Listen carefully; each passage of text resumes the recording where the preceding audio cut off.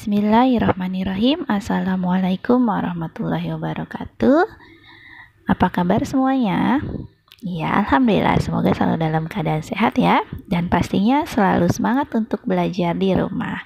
Baik, hari ini kita akan belajar tentang perilaku hemat energi. Oke, sebelum kita masuk ke perilaku hemat energi, Bu Siti mau tanya dulu nih, ada yang masih ingatkah apa itu energi? Iya, energi sama dengan tenaga. Artinya kemampuan untuk melakukan kerja, usaha, atau kegiatan. Ini namanya energi. Lah, terus perilaku hemat energi. Kenapa kita harus hemat energi ya? Iya, betul, supaya energinya tidak habis. Nah, energinya tidak habis. Nah, berarti yang harus kita jaga adalah sumber dari penghasil energi. Penghasil energi namanya apa? Iya, namanya sumber energi. Nah, di sini kita lanjut tentang semua benda-benda yang menghasilkan energi itu tadi namanya sumber-sumber energi. Dan teman-teman perlu tahu bahwa sumber-sumber energi ini dibedakan menjadi dua macam. Ya, ada dua macam, yaitu yang dapat diperbaharui dan tidak dapat diperbaharui. Maksudnya apa? Dapat diperbaharui dan tidak dapat diperbaharui. Kalau dapat diperbaharui, itu dapat digunakan berulang-ulang dan ketersediaannya banyak. Tapi kalau tidak dapat diperbaharui, setelah dipakai sudah habis, tidak dapat digunakan lagi dan stoknya pun tidak banyak atau terbatas. Baik, untuk sumber-sumber energi yang dapat diperbaharui, di sini ada matahari. Matahari ketersediaannya banyak ya teman-teman. Ada di alam semesta kita. Kemudian air pun juga banyak.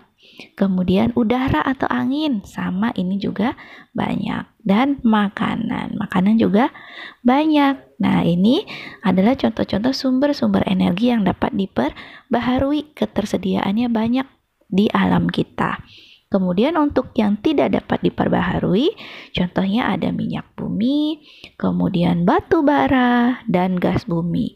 Ini memerlukan waktu yang sangat lama untuk bisa ada lagi ya, butuh waktu jutaan tahun untuk bisa ada minyak bumi lagi, batu bara lagi, dan gas bumi lagi. Jadi ini tidak dapat diperbaharui ya teman-teman. Kalau misalnya sudah habis ya sudah, butuh waktu lama lagi untuk bisa mendapatkannya. Nah, selanjutnya, kenapa harus hemat energi ya? Ya, ini ada beberapa alasan ya. Yang pertama adalah sumber energi kita itu seperti minyak, gas, sama batu bara tadi, yaitu jumlahnya terbatas dan akan habis. Kemudian energi itu perlu biaya besar untuk sampai ke tempat kita. Jadi contohnya ada PLTA. Nah, PLTA itu kan pembangkit listrik dari tenaga air. Itu memerlukan biaya untuk membuat kincir airnya, untuk generatornya, untuk pipa-pipanya, untuk mesin-mesinnya, untuk kabel-kabel listrik ya, dan untuk pegawainya itu memerlukan biaya yang sangat besar hingga bisa tercipta energi listrik ya, yang awalnya air bisa tercipta energi listrik dan bisa sampai ke rumah kita. Itu memerlukan biaya yang sangat besar. Kemudian yang ketiga adalah energi semakin lama semakin mahal karena jumlahnya terus berkurang. Jadi energi ya makin lama makin mahal karena jumlahnya terus berkurang. Contohnya adalah BBM, minyak ya.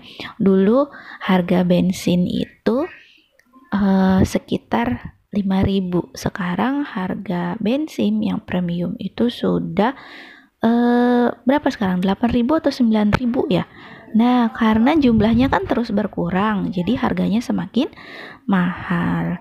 Kemudian yang keempat adalah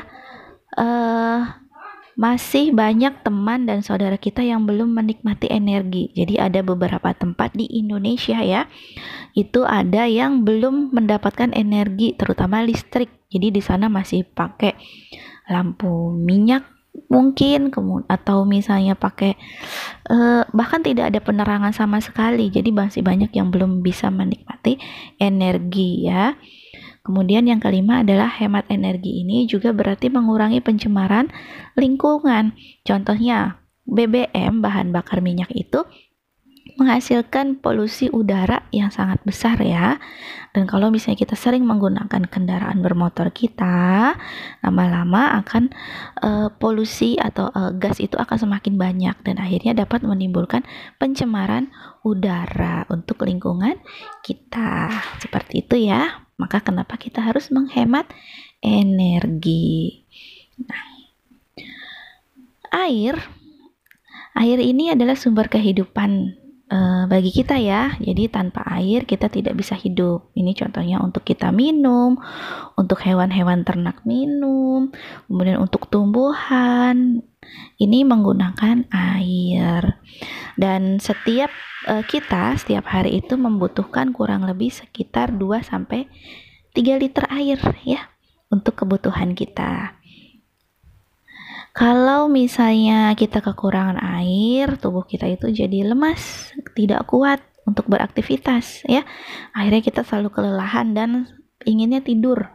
Oleh karena itu, kita harus memiliki persediaan air yang bersih, yang cukup di rumah ya, agar kita bisa beraktivitas dengan baik.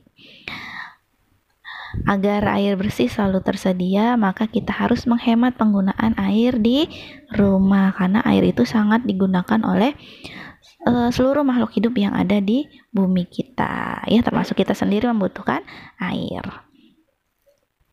Berikut adalah beberapa kewajiban kita untuk menghemat air. Yang pertama adalah mematikan keran setelah digunakan. Ingat ya teman-teman. Kemudian yang kedua contohnya adalah tidak menghambur-hamburkan air untuk keperluan yang tidak penting.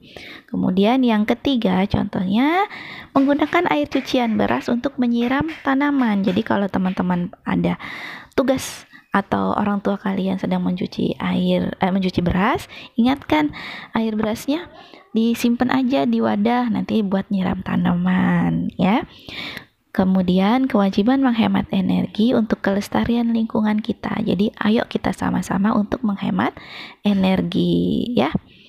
Karena sumber energi itu membantu kita dalam mengerjakan berbagai kegiatan ya, terutama energi-energi yang dapat menghasilkan listrik. Misalnya kita nonton TV menggunakan listrik, kemudian kita mengendarai motor, sumber energi yang digunakannya adalah bensin. Jadi sumber-sumber energi ini sangat dibutuhkan oleh kita ya kan, dan kita tidak bisa lepas dari sumber-sumber energi itu ya. Maka ayo kita hemat energi. Kenapa? Karena beberapa sumber energi tadi bersifat terbatas ya. Oleh karena itu kita harus menghemat penggunaan energi. Contohnya kayak bahan bakar minyak ya kan, kemudian batu bara, gas bumi dan lain-lain. Dengan menghemat energi, penggunaan energi, kita dapat terus menikmati sumber energi kita, dan tidak hanya kita tapi generasi mendatang akan terus dapat menikmati sumber energi. Contohnya di sini ada sumber energi yang sudah langka ya. Misalnya minyak tanah.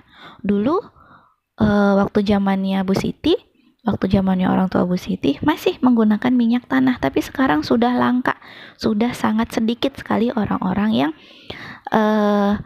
berjualan minyak tanah dan menggunakan minyak tanah untuk masak, itu sudah sangat sedikit sekali.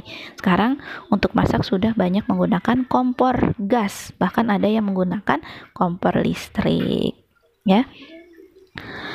Selanjutnya, bagaimana sih cara kita menghemat energi ya? Cara menghemat energi misalnya kita menggunakan peralatan rumah tangga yang hemat energi, kemudian mematikan lampu saat kita tidur dan mematikan alat elektronik saat tidak digunakan. Nah, perilaku hemat BBM ya. Tadi kan BBM itu adalah contoh dari bahan yang sumber energi yang tidak dapat diperbaharui ya, karena ketersediaannya terbatas ya. Contohnya semua manusia ini ya butuh yang namanya bahan bakar minyak atau BBM. BBM ketersediaannya terbatas dan tidak dapat diperbaharui, sehingga kita sebagai warga negara yang baik, kita harus peduli dengan ketersediaan BBM ya. Contohnya ketika kita menjangkau tempat yang jauh, kita menggunakan kendaraan umum ya. Kalau misalnya tempatnya dekat, kita bisa berjalan kaki atau menggunakan sepeda.